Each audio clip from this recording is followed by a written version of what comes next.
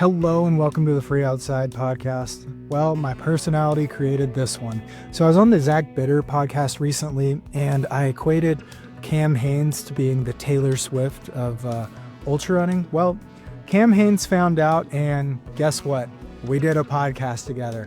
This is that podcast, so buckle up, listen in. We go through all kinds of stuff from ultrarunning, trail running, hunting. It's really a conversational style one. It was super fun. I think, it's just kind of a fun. I wrote down a page of notes, didn't use any of them. We talked about, if he was going to have a tagline of a different tool, maybe instead of a hammer, what would it be? So listen in, super fun. I really enjoyed this episode. Let's get right to it. This is Cam Hanes.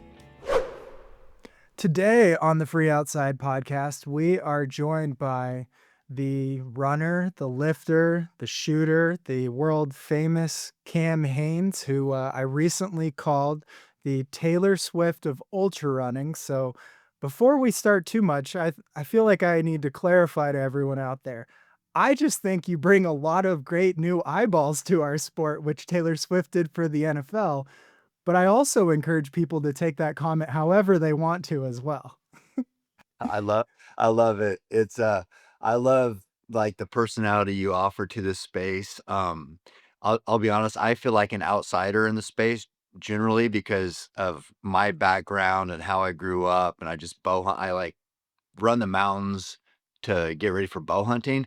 So it's a lot different than most ultra running community.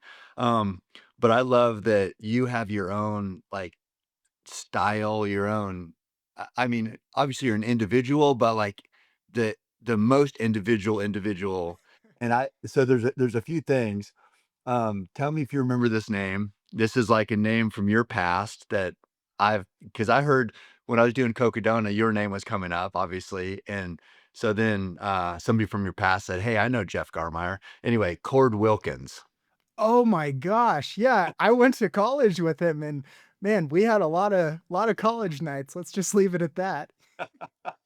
Yeah, so Cord, where grew up, this little tiny town outside of, Springfield here called Marcola. That's where Cord still is. Mhm. But I went to high school there with his parents, and then my son Tanner went to high school there. My other kids went to other schools, but Tanner went to school with Cord, and Cord was just an awesome athlete and just a Mhm. hardworking, badass kid. So now Cord works where I used to work, where I retired, and he's a foreman on the construction crew, and my son works on his crew. So yeah, he mentioned you and went to college with you, and I thought that was kind of fun. Yeah, Cord was one of those people who you'd never really like ask if he wanted to go shoot around or something, but if you wanted to play like 5-on-5 at the rec center, he was going to go all out. He was super athletic, but it was just like roll out of bed, show up and just a true athlete. Him and Brody, I think Brody tried to walk on at University of Oregon and play football there too, but really really fun fun family. I mean, Wow. sometimes too much fun in college. Yeah, that happens sometimes. But so there's that. And then one other thing, or wait, I had notes I was gonna bring up so I didn't forget. But here's one thing that I love this about you, but I heard a podcast and I think it was you. I just because my name came up is why I remember, but somebody said like a Cocodona preview, and they said, "Who's gonna win, Jesse Haynes or Cam Haynes?" And I think you said, "Oh, I don't know, a real ultra runner or something like that, or an influencer." And I was just like, "Ooh." I was like, "I'm gonna remember that." And, so it was just fun though. I thought it was fun. Oh, Was yeah. you I mean, I have the hot, wild takes all the time, and the trick, I think, is if you say it with a smile on your face, people are like, "I don't know, is he serious or not?" And it's all in fun. So, I would've chosen Jesse too, 'cause I'm not a great runner. Jesse is a great runner, but you know how it is when somebody mentions your name, you're like, "Wait, what'd they just say?" yeah, totally. I mean, I'm being lumped into the media guy thing, and it's like, man, back like 5 years ago, I was setting records everywhere. Now I'm just like a content creator, I think. Yeah. So Well, oh, go I ahead.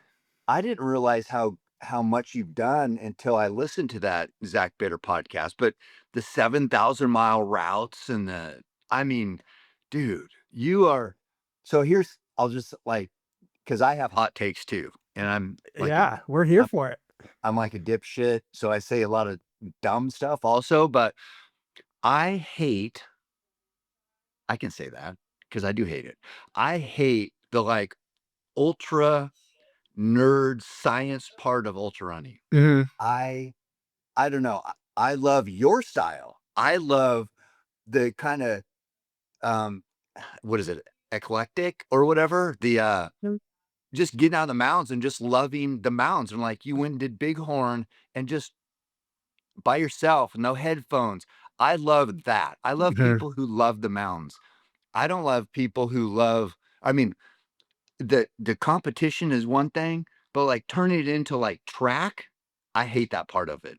I Yeah, get that people wanna set course records, and I love I that's all good and push themselves, but if I have to choose between professionalism and track type yeah, stuff or dirtbag, like, just love the mountains, I'd definitely go with, your side. totally.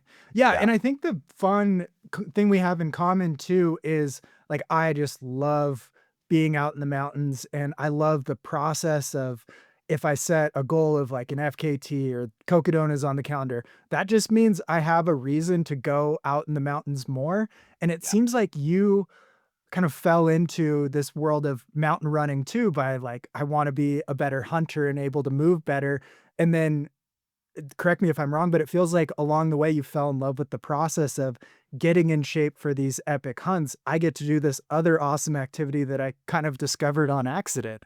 yeah, yeah, 'cause when I first started, it was, I was hunting the Eagle Cap Wilderness in Northeastern Oh, Oregon. yeah. It's big country, it's beautiful, but it'll test you, especially when you're trying to just kill an animal with an arrow. It's really hard. They're really good at staying alive. And I'm like, "Man, I need to if I can be in better shape, I'll be better back here." And, so I started hearing somebody told me about a 100 miler, and I was just like, I didn't even know 100 milers were a thing. I thought, "There's no ways people can run 100 miles," but I did this, 50K right by Oregon State up there, McDonald Forest 50K. Yep. And it's, it's an early season one, but for me, it was like, so hard. I was dying. I was like, "I cannot believe how much this hurts," right? It's 31 miles or whatever. Cut like 7,000 foot of gain, so it's a pretty tough 50K, muddy usually, but these guys is like Craig Thornley was one of them, the Mhm. race director of Western States now, but they were running back up the trail when I was finishing, and I'm like, finally asked somebody, I said, what were those guys that were going backwards on the course? What were they doing?" They said, "Oh, they're getting ready for Western, so they're doubling today." I'm like, "What?" They said, "Yeah, they're gonna run it, double the 31, they're gonna do 62 today." And I was just like I was blown away. And then I started finding about Western States, and it's Mhm. like then it opened up this whole thing, and then, like, Scott Jurek ran that race, and he's, way different than me, but he was like a legend and so I got a picture with him, and I had it in my bow hunting book, and I just started like, "These people are awesome." I love the ultra community and just, like, how tough they are, and I'm like, they can help me be better at what I do, so that's kinda how it started. Yeah, I mean, the ultra running community, they're incredibly tough. I would say, like, the FKT and the mountain running community, even more tough, but both of them are so nerdy. Yeah, yeah, I know. It's So I wanted to ask you to kinda start off, the fun portion of ranking things. What is, like, the least cool of the communities you're in? Whether it's the lifting community, the, bow hunting community, or the ultra running community? Oh, lifting is by far the least cool. Really? Yeah, guys who just lift weights. I mean, it's like it's so sanitized and, I got weights here and but it's all inside. It's, You you gotta hit know, your macros, yeah. yeah, I mean, yeah. And, it's kind of like a show, it's sort of like the club, on a Friday. When I'd go to the gym, it was like, oh, what time do those girls, the normal girls are coming at this time, the hottest ones. So it's like kind of like a club almost when you're young. And yeah, definitely not, I don't know, way different than the other things that I do.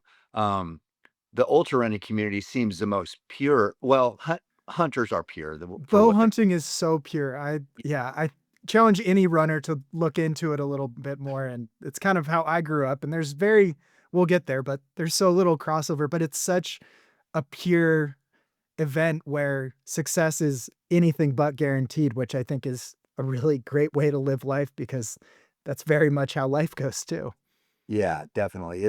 I think both like bow hunting and I don't want to take away from people who lift because a lot of people get confidence from that too. But bow hunting and running definitely gives you confidence in regular life because it is so hard. So when you can find even just your own level of success in those fields, it it it helps you, at your job or whatever, Mhm. just deal with things because life sucks. Life kicks you in the balls and ultra marathons will kick you in the balls or FK. I haven't done the FKTs like what you have, like the crazy stuff, but yeah, I mean, the lessons we learn by pushing ourselves like that just can, obviously carry over to everything else.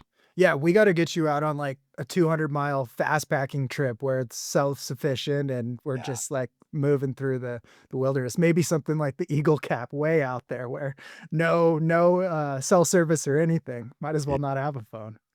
I know. I would love that. It's like one of my favorite people in this space because she reminds me of you as like for as far as loving the mountains and just adventure is, and it's weird too because she's so amazing, but Courtney Dauwalter, obviously the GOAT, Mhm. of women's ultra running for sure, but what I love about the most about her is she just loves to be in the mountains, and I see these people who I don't know if they necessarily love the mountains, but they might love to compete or to run or whatever, and so I'm always attracted to people who just love just what the mountains offer, and you remind me of that. She definitely is that.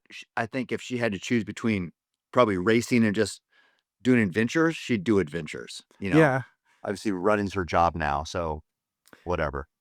I had a person say to me recently, like, "Oh, you're always training." And I thought about it and like, I guess through one lens, but in the respect of like, this is the adventure day that I love. Like 2 days ago, just went and tried out a route that was kind of horrendous with a ton of snow, but it was the most fun run I've had all year. It's like, I guess if we're looking at it through the lens of training or not doing anything, you could call it training. But I think of it as just like, how many adventures can you throw in your life? And everyone has different definitions of adventure, but that's how life is fun. It's not about like the result you get to brag about forever. It's in the moment. Do you get to glissade 1,000 feet off a glacier? I saw that. I saw you sliding, and Taylor. You brought up Taylor earlier, but we have this little peak here. It's Diamond Peak. It's like Oh 8,500 feet. yeah.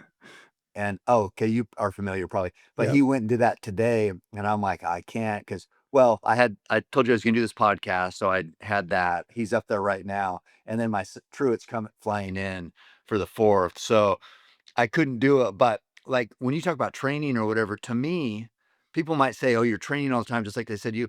To me, I'm never training. Yeah. Training is doing something I don't want to do. It's like, oh, I would rather do something else, but I have to train. There's nothing I would rather do than just go be in the mountains, be outside. Yep. So people say you're always training. I would say I'm never training. Yeah. I mean, this is my life.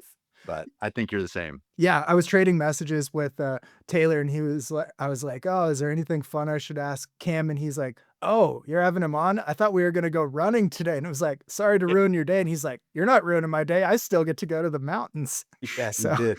I can't it's remember. that He had love. somebody go with him today. Like I can't remember who, but it's such a fun little. I mean, if you ever come out here, we should do that run too. I took Totally.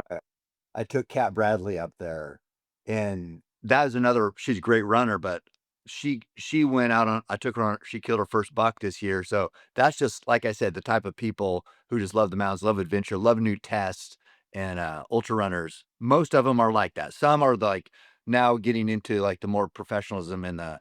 I saw Western States, and it's like splits and carbs per hour, all that stuff. I'm like, okay, cool. I still watch it. So Yeah, good. yeah. I mean, you and 50,000 other people. But, Mhm. yeah, it is interesting, and I think it seems like you have the same sentiment of, like, brought up the 7,000-mile adventure. It's like people look back or comment on, "That's so cool," or, "I can't believe you were able to do that," and it's like, it was the most fun time of my life because the process maybe you feel this at, like, a Cocodona or a weeks-long or months-long scouting trip for hunting as well, but just the process is the most fun, and it's almost weird looking back on it because it's like, it's hard that it's over because every day of that was just, like, the most fun day of my life. Oh, I can imagine, but yeah, I'm pumped for your AT, record attempt. It's gonna be sweet. Yeah. Do you feel that same love of the process of doing something and kind of like, take Cocodona, was it that grind and that living kind of the words you preach, and that was really the rewarding part, and kind of the finish is just like, "Well, I guess that's over," type of thing? Or how do you approach these hard challenges? Oh, well, that one, man, I feel like, a fraud most of the time, and it's like, I feel like, because I don't know, the way I look at it is everybody puts up you can look like a badass in a 30-second clip or a minute clip or a couple-minute clip, and you're picking exactly what you wanna show. You look the best, so you can you can look like a Olympic runner on Instagram or on social media, but do you toe the line ever? Or is there ever the big test, like a real test? And so I saw Cocodona, like, I hadn't done a 200 since Moab. This is a Moab that Courtney won, and, I hadn't done one, so I'm, like, almost questioning myself going, "God, am I too old? Am I with can I even do this anymore?" And I had so many doubts, like, the night before the race, and I talked about it on my podcast, but I was laying there going, "What the hell have I done? What ha I have no business being here. I'm hurt, I'm old, I haven't done this in 8 years." Um, I had 20 people there because filming is all this stupid stuff and crews and all this, it's expensive, and you're like, what am I doing? And so the beautiful part of that is you find out. You find out if you are who you say you are, if you are this fraud check type thing. And but then I think what happens is it's so much harder even than you I don't know, it's like when we think back on it now, I never think about the hard times. It's always like, "Oh yeah, that was great. That was awesome." Yep. So you kinda just put those in the back and you don't think about them until, like, you're laying in bed at night before you're gonna do it again. And then you're, like, remembering all those, like, when you crashed and burned and couldn't talk because, you hadn't slept in 2 days, and, you're like, "What the how did I forget this feeling?" And it's back, and Yep. then you do it again. So, yeah, I was like, "Dude, I'm not good. I'm not, like." It's, like, really hard for me to finish those races, and that was a tough one, but Yeah. I thought it beautiful. was just a, publicity thing for your new book, but, maybe it was a true Uh, test as well. yeah, it was both. I mean, it was, um yeah, I don't know. I mean, but then you think about all the people you meet along the way, even that, like, I ran with Sarah quite a bit is funny too, because I think I saw you, um, right before got to 100K, it was night, it's kinda spitting a little kinda drizzling a little bit, but there's a 100K Y aid station. You saw me. Yep. You were on the phone, Yeah. right? Yep. And I thought you were wearing, like, it looked like a suit, sort of. I don't know what you had on, but you were talking to somebody on the phone about you weren't doing great or something like that. Is that what it was? Yeah, I was trying to troubleshoot, turns out I had COVID, but I was hallucinating at mile 62 of a Yes. 250-mile race, and I was, like, trying to talk to the crew asking, "Do you think I should sleep here? Like, this is so Uh, far from the race plan. I'm gonna be way later to Whiskey Row than you guys thought." It was just like, things are crumbling, and I still have so far to go. So it's like, yeah. we need to troubleshoot as a crew, and I think you definitely saw me.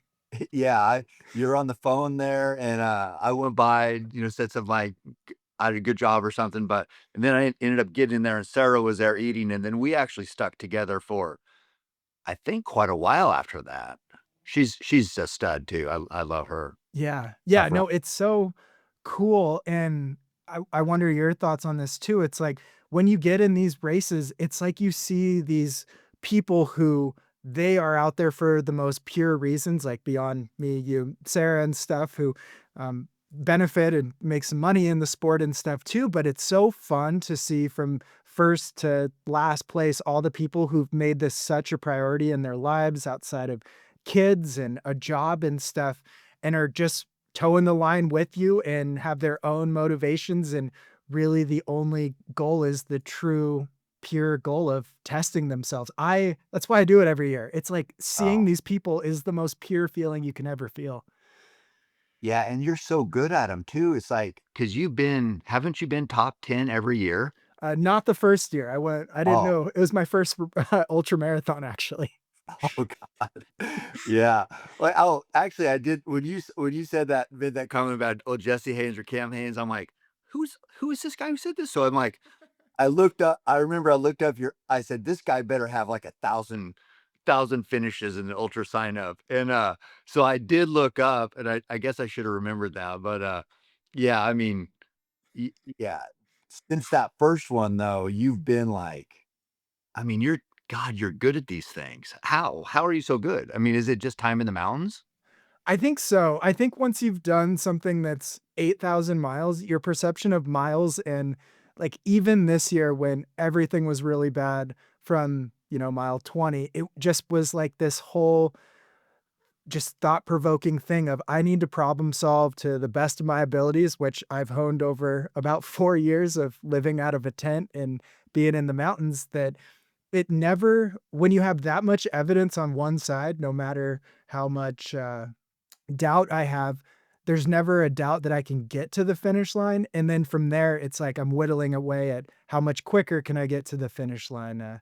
When I was on that call, I was like, I just wanna make sure crew and pacers, like, this might be 5 days, but I'm gonna stick it out. I just wanna set expectations. Things are really bad. I'm not sure what's gonna happen, but it was like, there's never a question of if it's gonna be a finish. It's just, how am I gonna problem solve and kinda lower that time to the finish line, and, every single year, just whittle it down and come back from various issues and, move back up. But I think it's all mindset, and you must see that too in your own life in a number of ways, and balancing everything you have going, that everything is so tied to mental, even, building up physically and training and turning your body into whatever you want. It's all a mindset thing, and I think that's where there's so many people that you realize you're probably doing it for the wrong reasons at some point, because it is so hard to have that pure mindset that you want it more than anything in that moment. Yeah, I was really impressed with how you were able to being sick, struggling so early in such a long race, and it's such a challenging race as far as the weather goes. But so yeah, I get what you said, like it's gonna take you if it takes you 5 days, whatever. But for you to come back and still be top 10, insane, dude. Thanks. That is so much grit. Because normally you give anybody an excuse to let off the gas a little bit, they'll take it, especially in something so hard. But for you to push through all that, and I think you slept for a long time, didn't you there or something like that? Yeah, yeah, I took Or I what took, like, a full night's sleep. yeah, and then or like then I think I heard on some other I listen to all these podcasts, but it's like you said you thought you slept longer than you actually did? Is that what it was? Yeah, yeah, there were a lot of things where my crew made all the right decisions and right judgments, but what they told me versus reality was different, and that's my aunt has crewed me at, 4 of these, the last 4, and she's a really good crew, and she's like, "Hey, if he thinks he slept for more, let's let him believe it. He needs all Uh, the help he can get right now." see that's next level crewing right there, isn't it? Yeah, 'Cause it really is. most people go the other way. Most people are like, "Maybe you need a little more sleep, I'm worried about you." So I mean, that's exactly what you need. Because Yeah. obviously races aren't good for you and just in general, you're pushing so hard. So you don't need somebody who's gonna wanna baby you when you're doing something but yeah, anyway, I love all your stories. Yeah, I love your podcast. I love the TMZ stuff. It's like, that one thing about, like, this space now is, yes, everybody kinda has a podcast, everybody's kinda coaching, but then then there's people who are standing out because they're not just, punching the time clock and just doing it, just say, "I only need a podcast." You're, like, good. So it's like, to me, there's a million podcasts, but there's only a few that are good, and yeah, so thanks for making Wow. a good podcast. Thank you. Yeah. Well, I think the whole thing with the sport, and you've probably seen it, I've seen it in a much smaller following, is there's this level that you get individually as you grow and you're like, okay, people notice me. I have this kind of self importance that is a really weird stage of, we'll just call it becoming an influencer. But then I think our sport has hit this level where it's like looking around, okay, Nike official page posted about Western states. We're in a important sport and stuff. And so I think that trickles down into whether it's race directors or runners or influencers that are kind of out kicking their coverage on how important and how much all this kind of matters when really the grassroots and the true ethos of the sport is like this is a hobby that's turning into a professionalized thing and we're in this middle zone where no one kind of knows how to act and it's like amateurs acting like professionals, professionals acting like amateurs. It's kind of fun, which is why the Trail TMZ thing came up is like if there's social media battles between someone with a few 100,000 followers and 1,000 followers, like probably should point that out because it's kind of ridiculous. Yeah. Yeah, I know. Yeah, I've that's been great. It I don't know. It's an interesting time for sure, but another podcast that is unfiltered, kinda like yours, is called Next Aid Station. Have you Oh heard th yeah, yep. So They're those guys they're not I don't think they're pros. I think they just like running, but they have a lot of hot takes too. They're pretty honest. Everybody normally, you're never saying it, you don't wanna offend people. Nobody wants to be a dick for no reason, but you can have an opinion. yep. And so they're happy to share that. So I enjoy it, just seems more authentic. I like stuff like that. Yeah, and I think the opinion part is what makes us all important and individuals, and it's like if you that's how I mean, we could just be ESPN and say what happened at Western States, but that's kinda dumb, so the last podcast, it was like, "Let's do awards that are, like, silly and stuff," and it's like, how do we take information and make it entertaining? Because I think that's kinda where everything lies, and this kinda leads to the biggest thing I wanted to get to of the intersection of like runners and hunters really needing and using the same land, and you've kind of been a huge advocate lately for our public lands, and this is something in my small microcosm that I've really pushed people to do, whether it's trail work or, um, funding different things, but yeah, how do you see that it's like there's this rift or very little overlap in the communities, yet they really rely on the same thing? Yeah, oh man. Yeah, this whole public land thing. Some people don't pay attention to politics, probably have Mhm. no idea about this. I mean, maybe with social media they do, but man, there was a huge thing about there's a senator in Utah. He wants to propose selling, they say disposable or underutilized public land, which to me, I'm like, I never even heard of that. Public land, valuable every acre of it, but wants to sell it off. And then he kind of turned it into when he got pushed back to like, oh no, it's for affordable housing. But originally it wasn't. It was just like a money making thing. It was going to go back. If anybody knows anything, we're like $1 trillion, 38 trillion debt, something like that. So 85% of the money generated from the land sales was going to go back into just like the general fund, which might as well just light it on fire. So it's like we're selling public land one time for really no benefit, unless he's like his real goal is to sell it to China or to BlackRock or to, you Mhm. know, Bill Gates. And, obviously he owns tons of farmland right now. So if that was the objective, I don't know. But point is, most of us didn't trust him. And so he had this as part of this big, beautiful bill that Trump's trying to push, well, Trump hasn't got it to it yet, but they're trying to get it done. And there's so much just worthless nonsense in there. But the biggest one was that public land sale piece because that sets a precedent. And then who knows where it goes. anyway, we all came together, like the runners, the hikers, the bird watchers, the horseback riders, the all right, maybe I said hunters, but anyway, everybody came together Mhm. who values public land and made such a big issue for those guys, which normally the little guys have no voice. Mhm. These people in Washington, D.C. just do whatever, and we have really no say. But this time we did.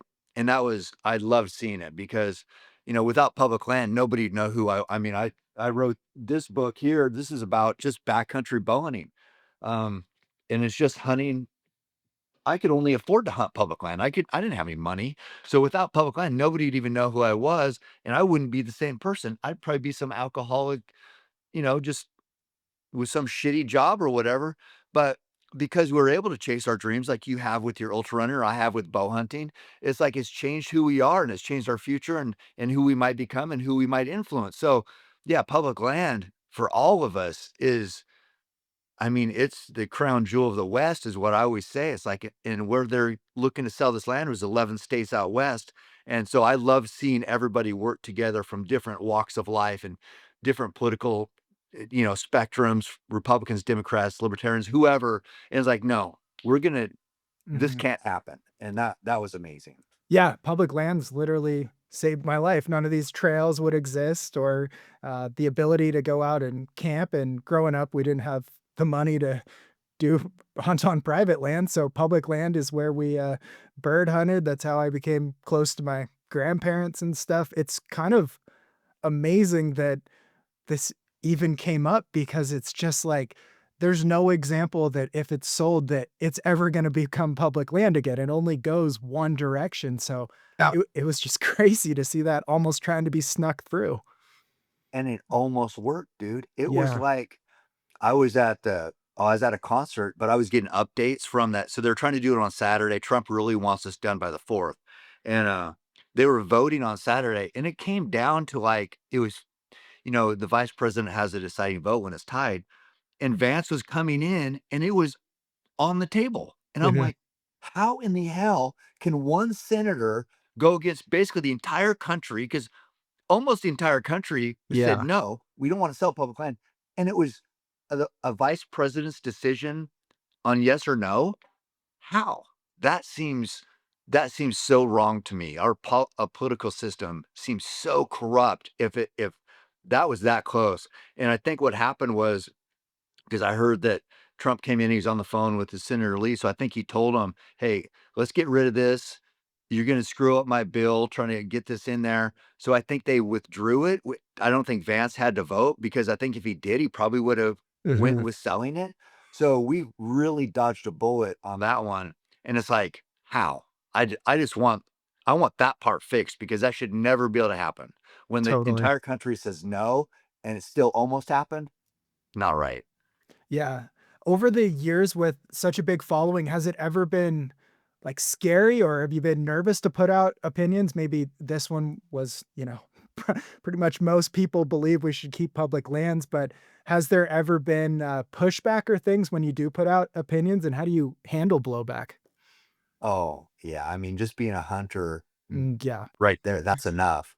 You put up you put up a dead bear and people think, people never see bear because they're so, well, they're nocturnal, but they're kinda shy a little bit too. They try to avoid too much commotion, but so you put up a bear, people think they're almost extinct when there's bear, we've never had more bear in North America, but anyway, that gets people's attention. They don't like seeing dead bear.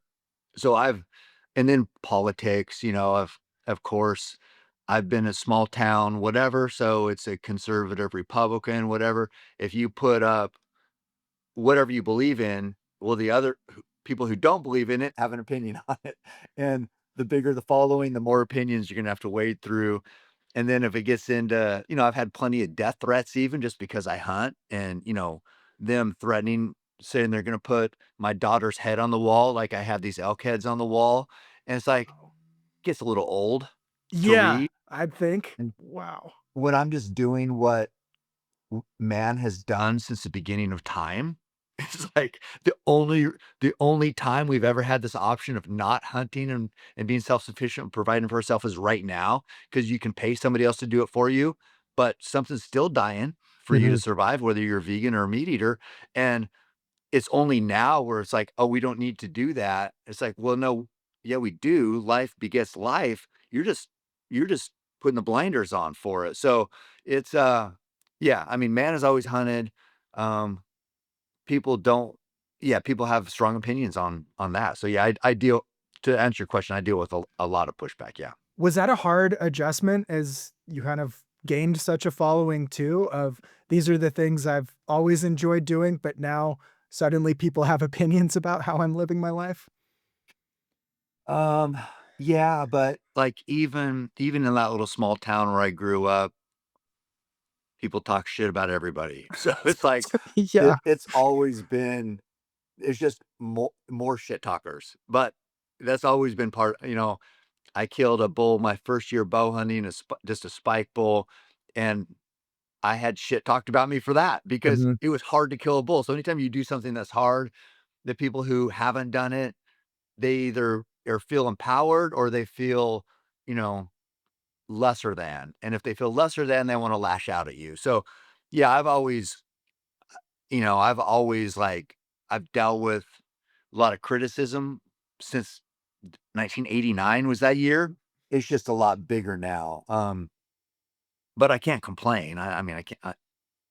How can I complain? My life, I have way more than I deserve. Um, what I deserve is pretty much a shit life, and I have a good life, so I can't complain. Yeah, fair enough. All right, I want to get into the big topic I'm really interested in. So, why did you choose a hammer for the tagline? Because I was thinking, like, what if we workshop some other tools that might be in the garage, like keep shoveling or keep plowing, or maybe like keep hoeing? You know, you could have used a different tool. Keep hoeing would be good because That that has would be hilarious. multiple meanings. Uh, yeah, I think the hammer and the chisel and just working away. Like there's that analogy that you might hit a rock 1,000 times and it's the last one that does it, right? You just got to keep doing it, and even with no crack showing. So I think just that mindset of just keep hammering. But I do like keep hoeing Mm. too. Yeah, maybe we'll debut that, or the next book can be called Keep Hoeing. Yeah, it's When did the term start? When did you start, putting out Keep Hammering? oh god, that was probably like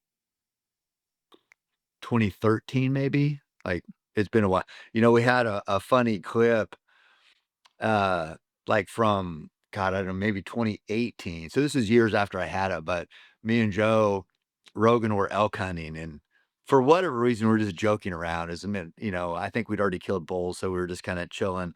And he's like, I just kind of went with it, but he's like, you know what? Oh, I said something like, I'm like, hey, should we keep hammering? Or no, he said, that's right. He said, should we keep hammering? And I was like, keep hammering. What's that? He's like, oh, it's a saying. And that's when people think it started, but we were just screwing around with it. But that's really when Joe says something, it definitely takes hold, you know. Yeah, He's got a big, totally. big Yeah, I microphone. think of this good, I guess, excerpt from The Alchemist where, the essentially god or the king, like, shows up and distracts a miner who's, looking for a gem or a valuable stone, and he catches his eye because he's about to quit, and it's just like his destiny is to find this stone, and it's like if he just spent a little bit more time, then he gets there, and that's kind of that ethos. And another thing is I always tell, my athletes that I coach, it's just like I always think of it as like a groove, and I call it the toughness groove, and it's just like every time you, like, play in that groove, you just make it a tiny bit deeper, and that's, like, where mental toughness lies. And I think once that groove is so deep that you can't even see the edges anymore, it's like you're within a canyon, it's like, then you know how to be in that toughness groove, and you're fine to, we'll call it, keep hammering as long as it's gonna take to make it. How did you develop that? I mean, how did you get so tough?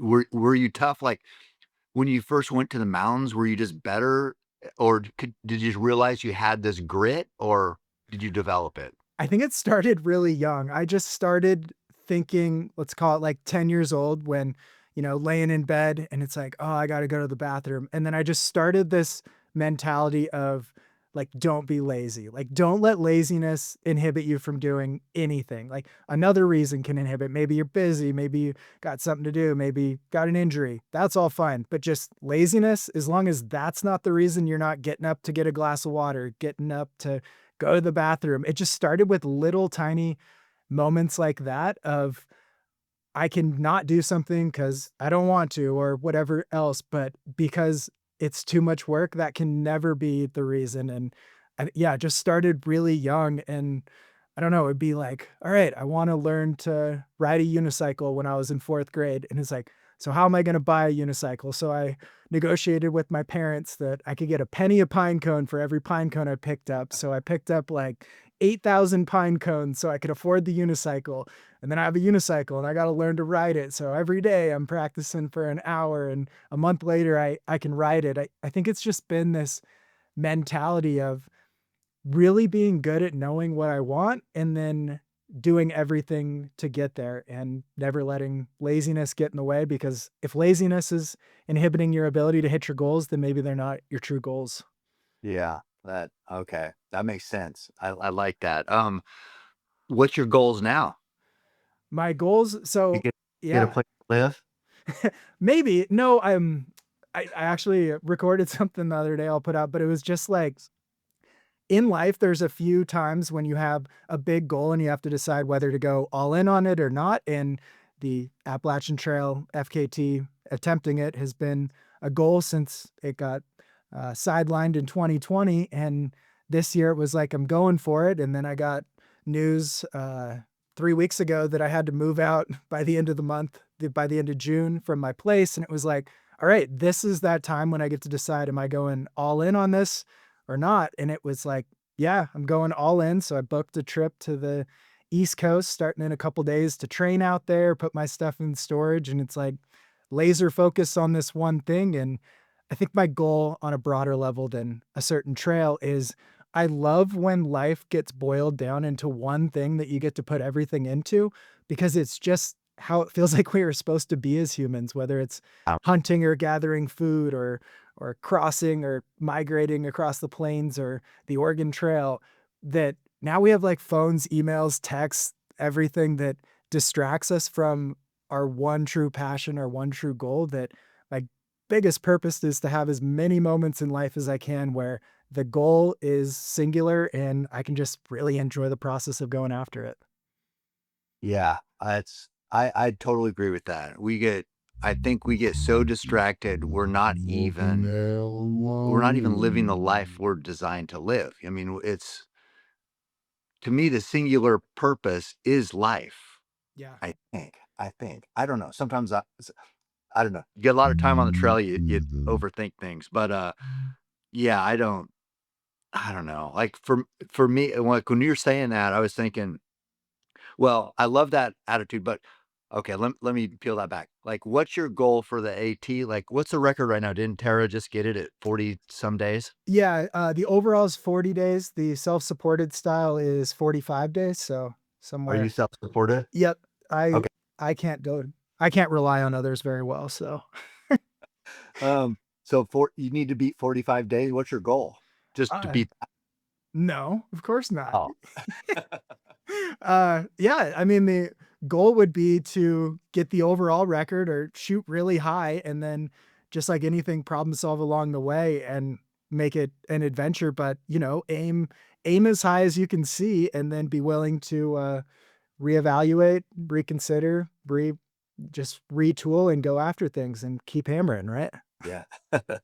I love that. Well, because you are a coach and such a great ultra runner, I'm curious on your thoughts on like everybody watch Western States. When you're not hitting your goal, because there's a few runners who had big goals, like, and it Mhm. didn't happen, right? Um, but there's runners who had big goals and stuck it out. I mean, like I think Adam Peterman, Yep. a lot of people had him like I don't know, predicted to be wait podium maybe, and he ended up having I don't know what happened, but he had to walked it in. I don't know, well, not walked it in because still 23 hours, just still, I mean, still Yeah. really good for most people. But what do you think about decisions like that in races like that? Because even Tara, she had to drop because she's sick or whatever. But that decision making, how do you see that?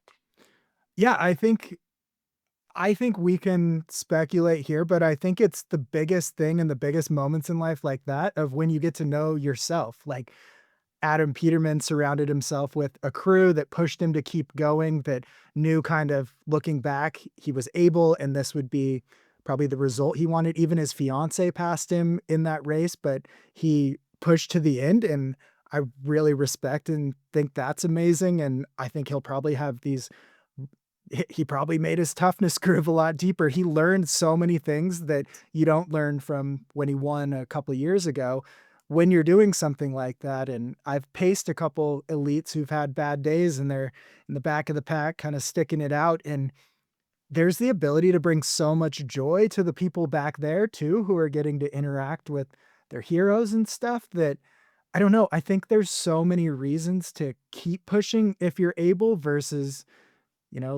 save yourself for later or something. And I don't know, that's a big problem I have with a lot of the mindset these days of saving yourself for later, but why? Like what could happen later? I don't know. Like, there's no if you drop it, mile 70 with 20 hours left to finish, it sort of makes me think, why would you not just keep walking? Maybe you can drop at the next aid station or the next one, and then before that, you only got 10 miles left and you're gonna finish, and I just think we're kind of in this sport a little predetermined, some of the elites, that if it's not your day, it's okay, and, applaud your effort out there. But I think the whole reason everyone did this race and even started with, like, Gordy getting off his horse and covering the whole thing was to see if they could, and if the whole point is to see if you can do 100 miles, wouldn't it be to see if you can do 100 miles if you're really hurting or having stomach issues? And if you can't make it, that's fine, you found a limit, but I think a lot of people are quitting before they find their limits. Yeah, I mean, okay, I figured you'd have that same opinion because obviously there's some a big there's guys who made videos about winning. Yeah, who are you talking about? I mean, obviously, we're talking about David Roach. He puts, you can't really feel that sorry for somebody who's so vocal on putting themselves out there. And then it got tough. It wasn't like, I mean, I don't think he got hurt. Just it probably sucked going Yep. fast with those fucking elite guys. It's going to be hard. And it seemed like he was kicking ass, doing good, probably like a little bit went out a little bit too hot for Mhm. his for that day anyway, with those other runners running, Caleb obviously had a big day, but I heard also he wanted to quit. I mean, he had a moment where he thought, "I'm gonna quit this race," but he didn't, and he won. So it's like, I don't know, I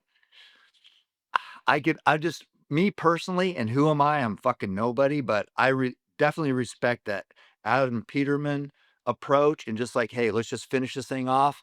If I had to rank them more than the dropping at Forest Hill. Yeah. Do you feel like life is kinda made in those moments when it's like, it's really hard, I wanna quit, and then not quitting? Yeah, so I mean, people won't get this analogy, but I've said this before. So I bow hunt, I only bow hunt.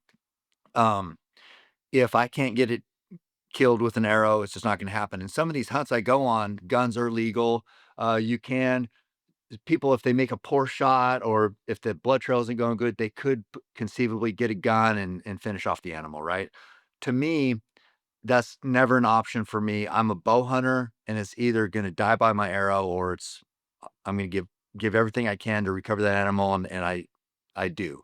Um, but when I think about there's moments where other people could say, "I'm not gonna get this animal. I made a poor shot. Where's the rifle? Let me finish this off." And the moments in between where I say, "No, I'm not taking it out of the rifle. I'm gonna stick this out and I'm gonna blood trail this thing. I'm gonna, see what my woodmanship is like. I'm gonna see if I can what I can learn on this animal on this, I've wounded this animal. Is it gonna die? Is it not gonna die? But the moments where I could have conceivably pulled a rifle out and taken what I look at as a shortcut, as opposed to me sticking with out. I learned so much on those blood trails and those experience on and doubting myself and like saying, how could I make a poor shot? This animal suffering, all that, me going through that turmoil of what it means to be a hunter and take a life and then make an imperfect shot after you work every day for years to be perfect in that moment. And to have to deal with that and say, I gotta clean this up. I gotta this animal deserves a merciful death. I need to offer that.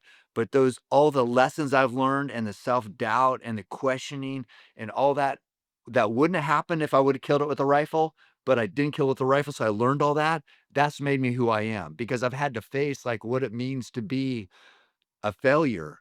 And, like and when an animal's suffering, it hurts me, Mhm. and that is important. I need to hurt. I need to I need to know you can't just be on the top all the time because you're never going to grow. And when I think about when these races where it hurts and it's not the day you wanted, it's not just like I didn't make the shot I wanted on an animal, it's not the race I wanted. That doesn't mean you quit. That means like this is going to be an opportunity where I can learn a lot about myself. I can learn what I can withstand, and, you've been in a million races where you're like or on FKTs where like, "I can't take another step," and then all of a sudden, you're Mhm. running a 7 or 8-minute mile when 2 hours ago, you you couldn't move, you couldn't walk, and if you would quit back there, you would never know you could run an 7 or 8-minute mile hours later. So, that to me, that's the most key part is when you wanted to quit and didn't. Mhm. And I think people that skip over that, they might get there eventually. They just lost a lot of, like, it's probably the most when you're running good, it's easy to keep running. Mhm. It's ea that's not a challenge. It's when you have to force yourself to keep going when everything is telling you to quit, that's when you grow. That's how I see it. Yeah, yeah, one of my biggest fears is quitting because 'cause I'm nervous that once I start quitting, it'll become like a habit or something. Yeah, yeah. And I'm not I don't hope for anybody to fail or to feel I don't want people to feel bad, so I'm not, like, trying to call out David. I mean, he's obviously he's dealing with enough on his own. Yep. Um, but yeah, it's a big I don't know, maybe it's part of how the sport evolves, I'm not sure, but like what you said is like if it's not a perfect day, then they're out. Mhm. I don't really like that part. Yeah, I think Adam Peterman's gonna become a better runner from what he pushed through, and I think even Tara, it sounds like, pushed pretty far into it, and just another marathon was kinda out of the cards, and I think how disappointing and how awful it can feel in those moments of, "This isn't my day, I don't know how I can get to the end," and, like, Adam getting to the end, that gives such a depth of experience to draw on when he is in the lead at mile 80 next year and just like, all right, I feel awful. Nothing's going well. And he's like, but I can still make it to the finish because I was even worse last year and I still did. I think Yeah. that's where life and growth really happens is you realize that you can actually do those things. You push a little bit further, like the comfort zone. You're out of it so far that you're like, we can actually do this now. Yeah. Yeah, I don't know. I everybody's got an opinion on that part and, it's whatever, but, yeah, I love Tara attempting. She was sick, and I think she made it, like, 70 or something like that. Yeah. And I messaged her and I said, "Sorry," and she said, "It's all good. It's all good. Yeah. Just" She's gonna become even better from this Yeah, experience. So it's yeah, very cool. I think so too, and so, yeah, it's like, how is what she did different than what David did? Like, we're celebrating her, but kinda criticizing David. Um And who I don't know how either one Yeah. of them felt. Yeah. It's like, we're all just kinda speculating, but for whatever reason, in my head, I'm gonna give her the benefit of more of a benefit of the doubt, and maybe it's because of the buildup. Maybe it's because of all those videos and all this, like, shooting for the moon, and I'm gonna set a world record or what and, Mhm. like, I never heard her say stuff like that, so Yeah. maybe that plays into how we're feeling now after the fact. Yeah, I think authenticity is the name of the game. But, two more quick, things is, what do you wish that the backpacking, hiking, trail running world knew or understood more about hunting, especially the bow hunting world? Because there's, like, this big wall up that there's just very little understanding headed that way, whereas hunters have, like, saved my ass by giving me water and have been so Mm. kind. Um, I think, well, whether you're a hunter or a runner or, you know, granola type, more like liberal, and we're a conservative hunting group, whatever, I think we come we come we both love the same things. We love Mhm, the mountains, we love the animals. People will say, "Well, you kill them. How do you love them?" But no, you respect everything about that animal that you're hunting. So we both care and love the same things. We just come at it from a different direction. mhm. And I think if people realize that, how much honor and respect we have for the mountain, not only the mountains, but the animals that live there, I think they would be a little more inclined to give us some grace. And um, yeah, I'm not saying we deserve grace because who d I guess everybody does a little bit, but, um, I just think that I think if they could just be a little more objective on, what we're doing and why we're doing it, I think that'd be good. Yeah, totally. All right, last question because you might know a little bit more behind the scenes. Do you have like a funny or interesting Joe Rogan story? Because now he's like this guy on a mountain, and I'm wondering if you got something funny to share. Funny. Let's see. God, um, the only let's see, what have I w oh. Yeah. So we took our families to Disneyland once, and we were on rides wearing, like, stupid sunglasses, and, it was pretty fun. So I was like I think we had a laser pointer or something, but we were going through, like, these Pirates of the Caribbean, or I don't know, and I was like, every animal or person we'd see, I put the laser pointer on where I'd wanna hit it with an arrow. We had the best time, and now he'll go with his family, like, doing stuff, and he'll send me a picture with a red dot, like, right when you hunt, you wanna hit him in Yep. the lung hit an animal in the lungs, that's, like, quick death, and so, like, perfect shots on all these so you're at Disneyland with your family, supposed to be whatever, and we're thinking, like, killing these things. Kinda fun. Yeah, that's awesome. Like a Yeah. skeleton in Pirates of the Caribbean, you're like, I'd hit it right between the ribs here. Yeah, right, exactly. So, yeah, we had a lot of fun doing that, but, Yeah. Yeah, I just yeah, imagine you guys like, happy beat or kid song in the background, you got your Mickey Mouse ears on, and then your yeah, pretty laser much. pointer. Yeah, Yeah.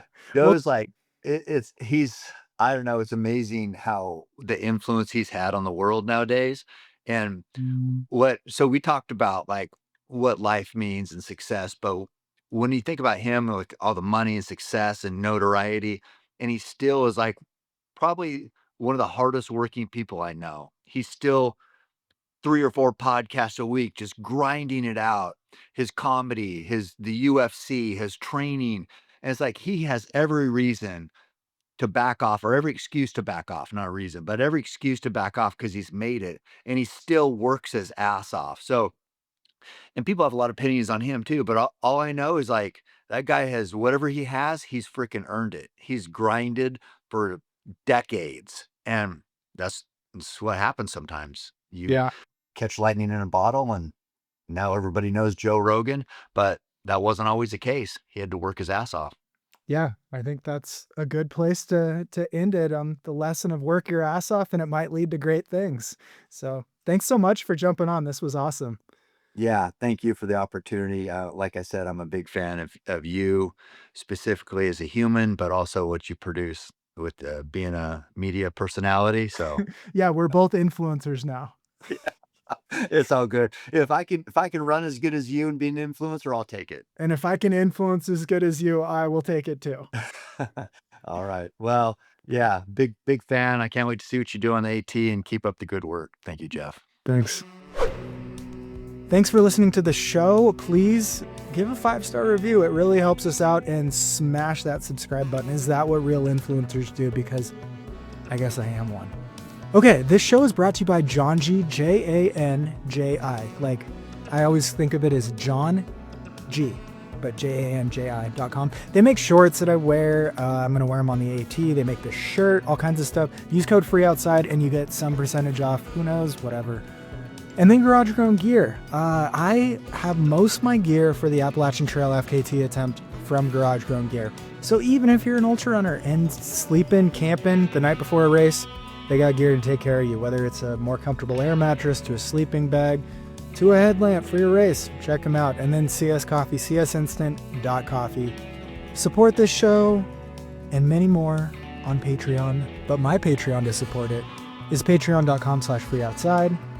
That would be awesome. It's going to help. I am living room to room, we'll call it. All my stuff's in storage. I gave up my apartment, and we're just going to make things work because the AT goal is what I'm going all in on, and we'll figure out what happens afterwards on where I land or live, because I have no plans. That will be mid-September. There will be stuff coming out during the record attempt, so stick around. Maybe you'll learn something. You can subscribe on YouTube. I think my YouTube is Jeff Garmeyer. Anyways, thanks for listening. Stay elite, my friends.